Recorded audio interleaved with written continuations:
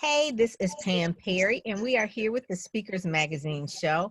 And I have the illustrious Pastor Juanita Campbell Rasmus. But before we get into the interview, let me just give you a little bit about who she is. Let me give you the formal bio, right? Juanita Campbell Rasmus is a speaker, obviously, writer, spiritual director, and contemplative. She co-pastors the St. John's Methodist Church in downtown Houston with her husband, Rudy. And they started with 9 members in 1992, and thousands, we're talking thousands, have joined St. John's family, making it one of the most culturally diverse congregations in the country.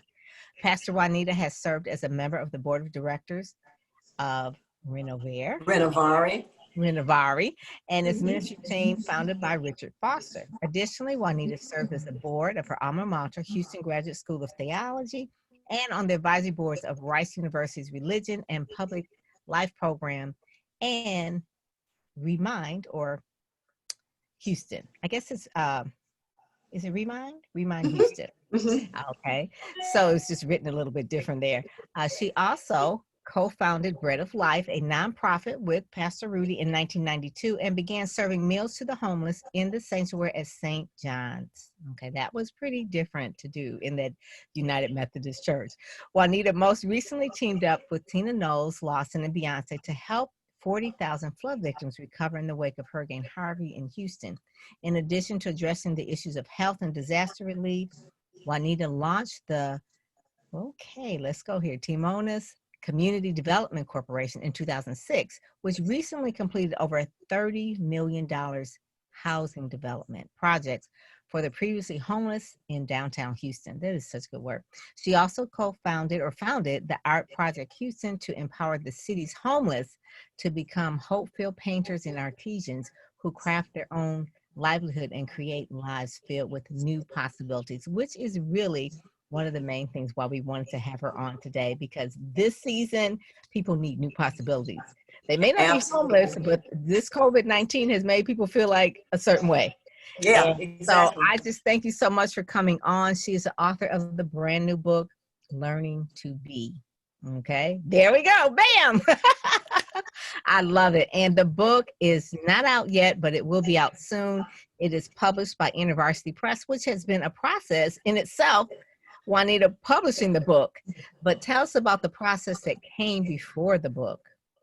Well, I guess the easiest way to explain the process before the book is the catalyst for the book. And that was, I was diagnosed with what my psychiatrist called a major depressive episode. Now, my grandmama would have said, baby, you just had a nervous breakdown. And that's exactly what I experienced. You know, one of the most exciting things for me about this experience was that, or I should say, exciting after the experience, because when you're going through something as significant as literally having the bottom fall out of your life because of your mental health diagnosis, you are not sure what life is going to look like. You're not sure who you're going to be in this new paradigm. But for me, one of the most exciting things that happened is near the early days of what I call the crash in Learning to Be, when I experienced a sense that I was supposed to pay really good attention because my experience was going to help other people. It gave me hope. It gave me hope that I wasn't just experiencing this for the heck of going through this, but that some people beside me would be able to benefit. So that's how the book got started. I like what you said. I heard another interview where you saying that you had to notice what you were noticing. Absolutely. And you said that a couple of times. So explain that concept to people, because I don't think people understand when it says notice what you're noticing. Yeah. Well, you know, the Buddhist community invite us to pay attention, and notice what you're noticing is just another way of saying pay attention. Pay attention to your life. I'll give an example. This morning I got up and I was getting dressed and realized how frustrated I got because I hadn't cleaned the shower out, right? And so all of a sudden I find my energies really shifting from this place of feeling really good about the day and really positive to all of a sudden I'm feeling frustrated and wondering why I didn't do this earlier and just all this stuff. And then I stopped, I I took a deep breath.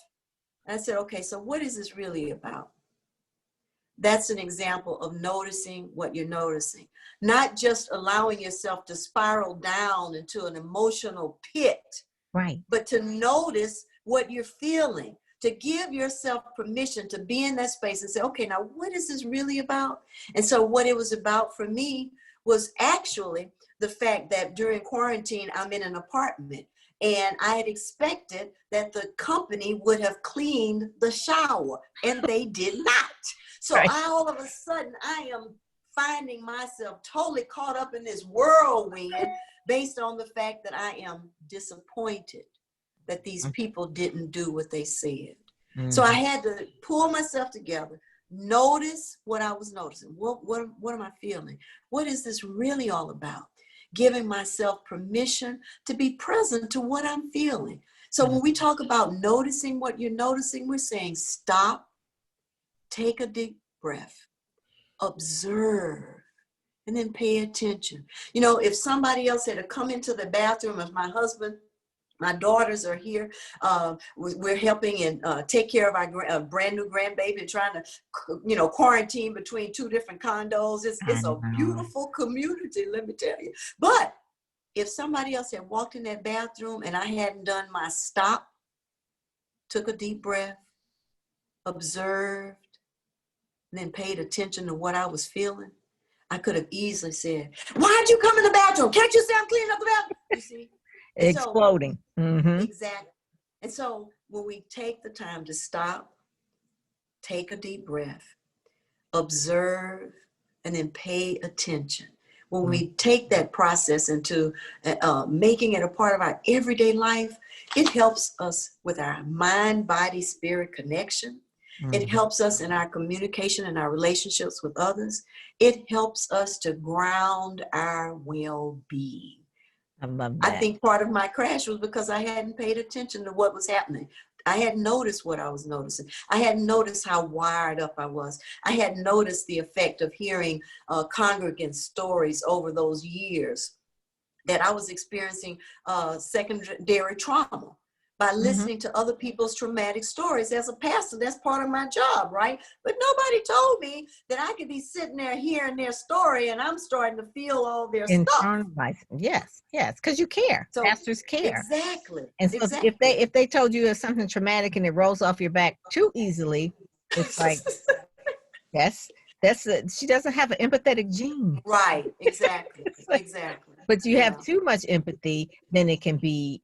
They call it an empath. Then the empath is a person that feels way too much, and then it becomes a detriment to them.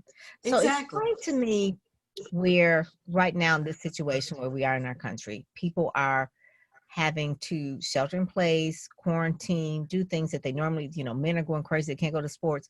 So learning to be.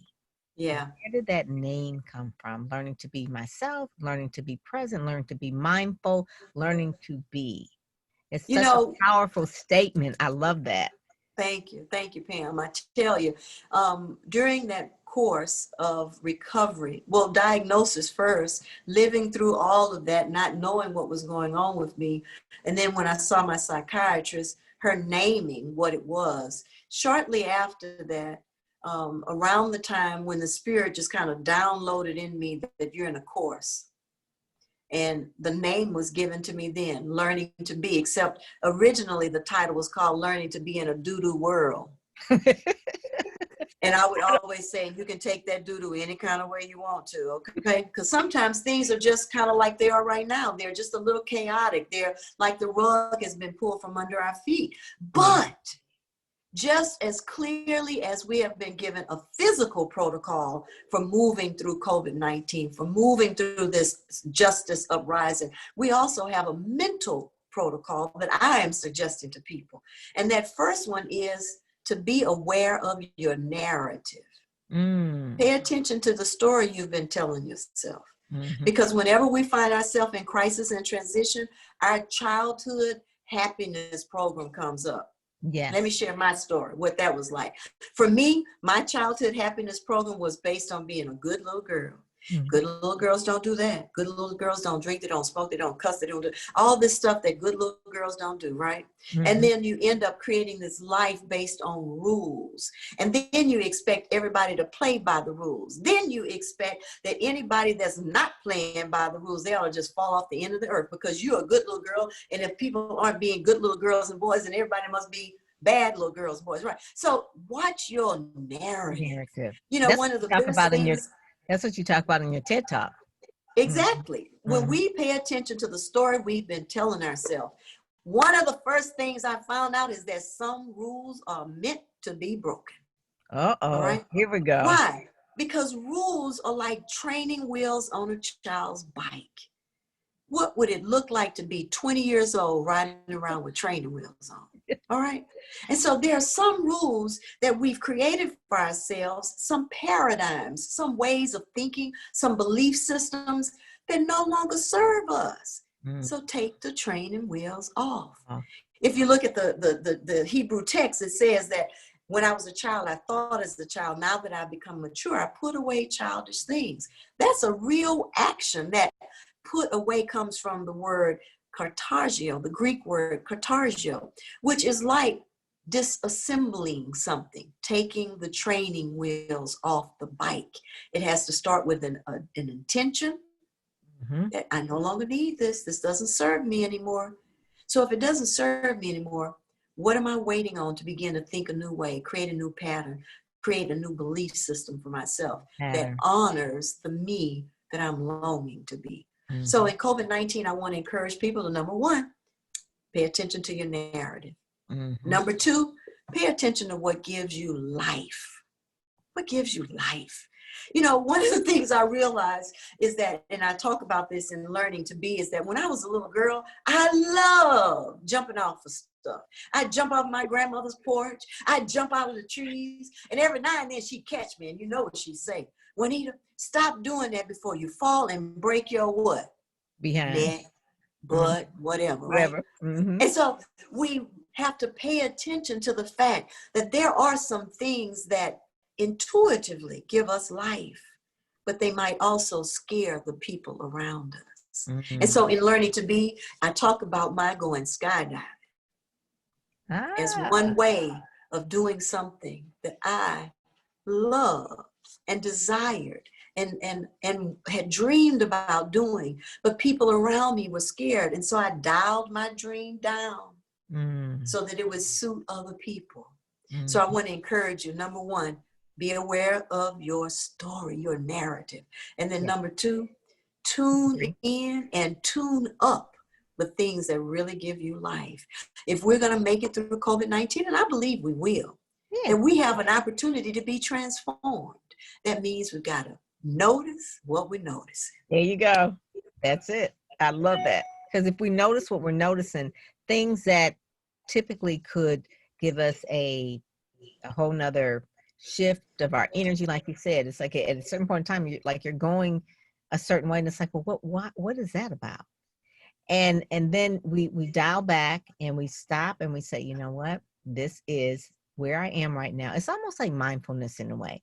You're really in the present moment with what's going on right now, instead of trying to live over and over things in the past or something you can't change in the past, right? So that's going to drive you crazy. So you want to say, Exactly. what is it that it is I need to do right now in order to give me joy, to give me Exactly. that peace, in order to Exactly. move forward? Because Exactly. if not, you'll just spread it out on everybody else. You spew Exactly. it. You'll spew it out on everybody Exactly. else, make everybody Exactly. unhappy. So Exactly. learning to be is one of those. The book took you roughly about 2 years. 20 years. No, but I mean, I, it I was don't it think was. it takes I don't think it takes an elephant this long to have a baby. But here's what happened for me is that I worked to write this book 3 different times. But Mm-hmm. I realize now, far enough along in my own recovery process to be Ah, able to make some sound reflections that okay, could be life-giving for others. that's You know, true. sometimes you can write it just because it's on your mind. And Mm-hmm. then other times you That's write it therapy. because people are encouraged. Exactly. And the other times you write it because people are saying, oh, you just got to put that in the book. But then there becomes a That's time. vanity.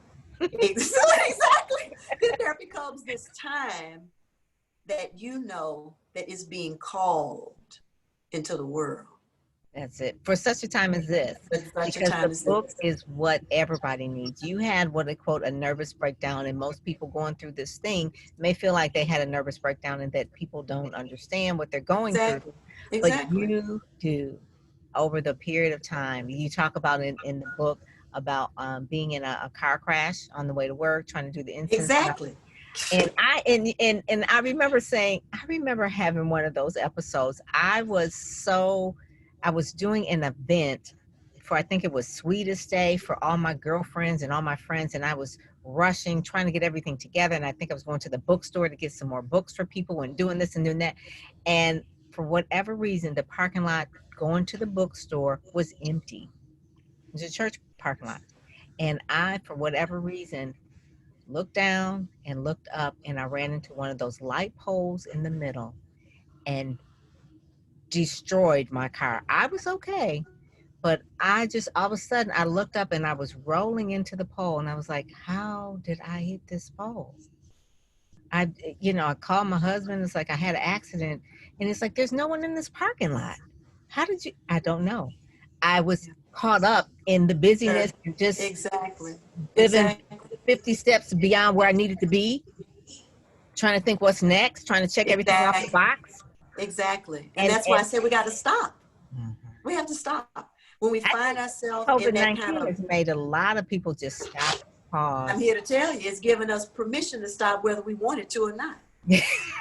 That is so And true. I think in many ways, COVID-19 is going to end up being called grace. Mm, Grace. yes. Grace. You see, what I We were going realized too is fast. that exactly, and my body and my mind did for me what I couldn't do for myself. Mm, mhm, And mm. your car helped you do what you couldn't do for yourself. It brought you to a screeching halt, Yep. you know? And it made me say, what was really going on? What Exactly. what was I in such a hurry for that I could Exactly. almost kill myself trying to do a party? Exactly. Exactly. Exactly. And so we just have to ask ourselves, okay, so what was that really about for me? Was it about my performance-driven nature, which I'm speaking for myself now, because I have been a very performance-oriented person, checking the stuff off my to-do list, always trying harder, working harder, striving, wanting everything to be the best, when good enough, I have found, is good enough. Mhm. That is it. I have a friend that calls herself the good enough mother, Renee Seidel. Ah, I love it. I She love it. sure did. She had breast cancer. She survived that. I think at a certain point she was a TV anchor in New York City. It was a lot of stress, a lot of stresses. And she had two kids, has two kids, and it's like, I'm a good enough mother. Some Yeah, mothers will take the yeah, cookies and hand, right, homemade cookies to right, class. right. It's like, we're gonna get a bag of Chip Ahoy's. It's good I'm enough. here to tell you. Okay, I'm here to for the tell you. Or pay the mama that makes the homemade cookies to make thank you some you. homemade cookies, Thank whatever. But you gotta find a way. Yes, yes, that is Exactly. it. That is it. So tell people what is coming up next for you. I know that you are doing a lot of speaking engagements and that sort of thing. Yeah. And obviously you do ministry every Sunday. But have Right. you found anything different that since the book is about to be released, how people are reacting to this minister that talks about this manic, massive depressive episode. And then also too, you did overcome the cancer as well, because you talk about Yeah. that in the book as well. Well, I think the biggest thing that I'm finding that really seems to resonate with people is that they are needing to hear this message about stopping, this message about slowing down and paying attention to the narrative that we've been telling ourselves. One of the things I realized during the first few weeks of COVID-19 is that I needed to take care of making sure that I had around me the things that give me life. And so my husband and I went to the grocery store as an example, and he likes me to create a list because my husband really likes to grocery shop. That is not my thing, all right? Who And so likes I to go just through give that? him he likes to shop any kind of shop, okay? And I'm gonna shopping I'm is gonna give just him a not my shout out real thing. quick. He's not here. This is her husband. That's it. That's my boo. That's the man who stayed with me and protected me during a time in my recovery, Pam, when I couldn't even bathe. I know. I remember that part in the book. That's love. Love in the book. Love Exactly. period. Love period. Exactly. Hmm. Exactly. And Hmm. so the thing that I'm finding is that my story resonates with people, whether they've experienced a mental health diagnosis or a divorce or some disappointment in business or some devastation news or some kind of transition or change that they didn't seem to have um, the frame to help them move through. My book seems to be giving people a framework. It seems to be offering some basic ideas and spiritual practices that can be implemented to help a person ground themselves Yes. as they find their new normal, because we're all having to find our new normal. What I was about to say about the grocery store is that one of the things that I mentioned and I recognize as a tool for moving through COVID. Rudy went to the store for groceries. I went to the store to buy orchids, to buy orchid plants, Hmm. because I need to see that in the midst of disaster, Life. that life is still happening. I Mm. could see those blooms blooming out because it was an orchid plant. It wasn't cut orchids. And Right. I could see over time some of them coming to full life and then some of Um, them perishing, because that's how life is. But at the same time, seeing others starting to bloom. And so for me, what was so life-giving to me and has been is I've increased, I tend to garden outside, but now I'm bringing some garden plants inside. So find something mhm, that gives you life, mm. something that helps you to stay grounded, something that helps you to hold on to the reality of life beyond COVID-19. One of the tools I've been suggesting to people is, who do you want to be? Going back to learning to be, who do you want to be after COVID-19? I Who love do you that. want to be in 2023, let's say? Do you want to be more loving? Do you want to be a more expansive person, a more creative person, a person who is able to find more delightful solutions to daily challenges? Who do you want to be? A You'll keep person that in that mind. I think it'll help us all get through this time. I like that. I love that because one of the things people need, what I think this is really, people are learning to be more kind. People are Sure. learning to be more generous. And it's really surprising. I mean, there's a lot of things, like you said, with the uprisal in terms of racial unrest and that sort of thing. Exactly. But at the same time, when things go really, really dark, there is a lot of light that's coming out, things that surprise you. And Exactly. like your orchid, Yeah. some things that die off or got pruned, and then there's still life coming forward that is even more beautiful than what we even imagined. So Exactly. learning to be is a breath of fresh air. I thank you for writing it. It is finding the Your center after the bottom falls out. and that can be for anything. People that have to Any. realize if they were in the hospitality industry, if they were Right. in the gym, Sure. physical, a lot of things have fallen out, but it doesn't mean that you have to fall apart. That's right. That's right. That's right. That's Yes, right. yes. Yeah. So, Juanita, thank you so much. You are a joy. And I want people to go to JuanitaRasmus.com, just like it sounds. Juanita, just like it sounds. Well, not like it sounds. I guess if we were in another country, it's like, but it's J-U, Juanita, A, Juanita, and then Rasmus, just like it sounds, Rasmus.com. You got it. You got it. Thank you so much for having me today, Pam. This Oh, has been an honor and a this has treat. been Thank you. this is good. And so people will be getting the book. And if they want to contact you regarding speaking, doing book clubs, because you can do Absolutely. virtual book Oh, clubs. absolutely. I think it would be a We've been doing some virtual teas. We've been doing some conferences. We've been doing retreats.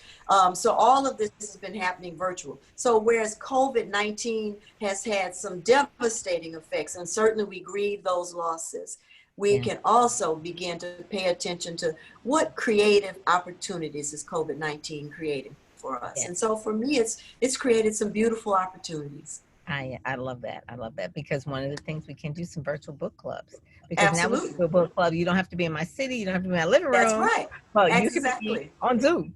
Exactly. Exactly. All righty. So I encourage people to go to JuanitaRasmus.com, check it out, join her mailing list, and we will talk with you soon. Thank you so much. Thank you so much. I appreciate you. Blessings to all of you out there in Zoom land. All righty. Thank you.